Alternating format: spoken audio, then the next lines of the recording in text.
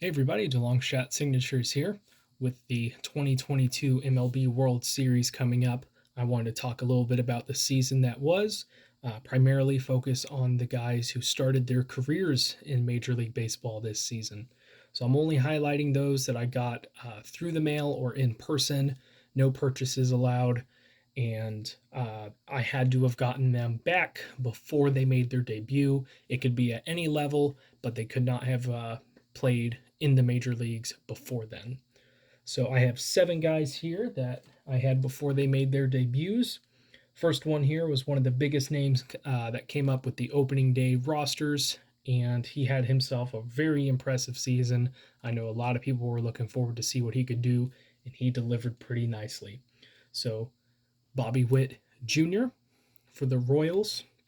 He was drafted second overall in 2019, of course, in the first round there. He played shortstop and third base for the team. While he's probably not going to win any, Rookie of the Year awards or anything like that, he wasn't an All Star. He had a very impressive debut and played uh, pretty well throughout the season. Some small little slumps, but he was fairly consistent throughout the year. So he was really exciting to watch. But he finished this year with 150 hits, scored 82 runs, had 80 runs batted in, and had 20 homers. He also stole 30 bases, so he's pretty good with that. He had a 254 batting average at the end of the season and a 963 fielding percentage as well. The next guy has been someone that has had a long anticipated debut, finally got to make it after being injured all of last year, and unfortunately, his season was cut short due to the same injury. But this is former first overall pick Royce Lewis. I think I got him via a home address. And he started to sign the second photo, but he just put the inscription there and then didn't put the autograph. I've still got that somewhere, but he did sign one for me at the time. He made his debut on May 6th with the Twins. He was their first overall pick in 2017. He played primarily at shortstop this season, but after missing the 21 season to an ACL tear in his right knee, he unfortunately re-tore it, so he only got to play in 12 games. In those 12 games, he had 12 hits, scored 5 runs, 5 RBI, and 2 home runs. And wishing him a speedy recovery, and hopefully it stays healthy going forward. I do know that with the surgery, there was some issues about how much leverage he would have with his knee going forward. So just hoping the best for him after yet another setback. Then we have the only in-person uh, uh, success that was part of this group. This guy debuted on June 20th for the Pittsburgh Pirates. Bly Madris on one of the custom photos. Only went to one Indians game this year. The graphing experience was not that great. I learned a little bit more about what I should be doing going forward, but didn't have another chance to do so this year. But he was called up, I think, in the midst of a number of injuries to the team. They were having to call up a lot of guys from AAA, and so he got to make his debut this year, and he started off pretty strong. He was a 2017 ninth round pick by the team, and he batted 280 in his first 13 games. He was over 300 for a minute, but he fell off hard with his production after that. Finished the season with 20 hits, 10 runs scored, 7 RBI, 1 home run. He did have a 100% fielding percentage, but he ended with a 177 batting average below the Mendoza line. He was placed on waivers by the Pirates and has since been picked up by the Tampa Bay Rays. Next one here, this guy debuted on July 23rd with the Marlins. He was their 2019 first round pick.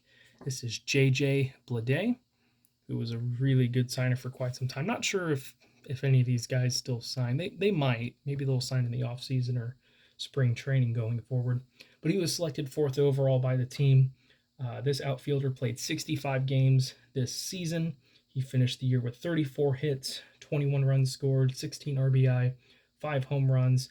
His batting average definitely fell off, finishing with a 167. He played pretty decently in the outfield. Actually, I don't know what position he played. I take that back. But he fielded a 991 on the year. This is another guy that was highly anticipated. Everyone was wondering when he was going to finally make his debut. Uh, the Diamondbacks called him up, and he played his first game on August 29th, and he looks like he could be a pretty good player going forward. This is Corbin Carroll. Signed for me several years ago. I've still seen a few successes come back from him here and there, but I don't think I've seen anything since he's made his debut. But he was their first round pick in 2019, selected 16th overall. And despite playing in only 32 games this year, he racked up a 1.2 wins above replacement. He did that with 27 hits, 13 runs scored, 14 RBI, 4 home runs. He had a 260 batting average, and then I think he committed just one or two errors, which significantly hurt his fielding percentage. But this guy is a ball player. Very, very fun to watch. Oh, excuse me, I mixed up two numbers. He had a 260 batting average and an 830 OPS. So, yeah, way better stats there than what I was saying for the fielding percentage. He was primarily a left fielder, and he fielded a 978. I got those two numbers mixed up for some reason. But next one here. Made his debut on September 6th for the Cubs. He had just been traded from the New York Yankees as they were building to potentially go to the World Series, which, again, they failed to do. This is Hayden Wesneski, pitcher. He was drafted in the 6th round of the 2019 draft by the Yankees, and he was a trade deadline acquisition for the Cubs as they were shedding off some of their pieces. They got back a prospect who debuted for them not long after that.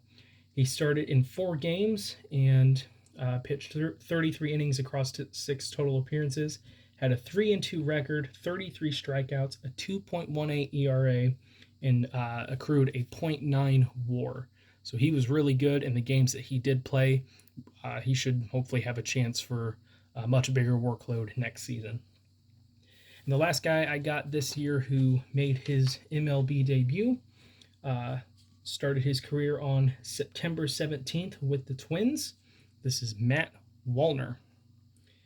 He was a right fielder who had a super late debut in the MLB, getting just 18 games, but he did pretty well with it, getting 13 hits, 4 runs scored, 10 RBI, 2 home runs. He had an OPS plus of 105, so he was just a little bit better than average, or it's better than what most people were doing. And he committed 2 errors and limited outfield chances, but still pretty nice first season.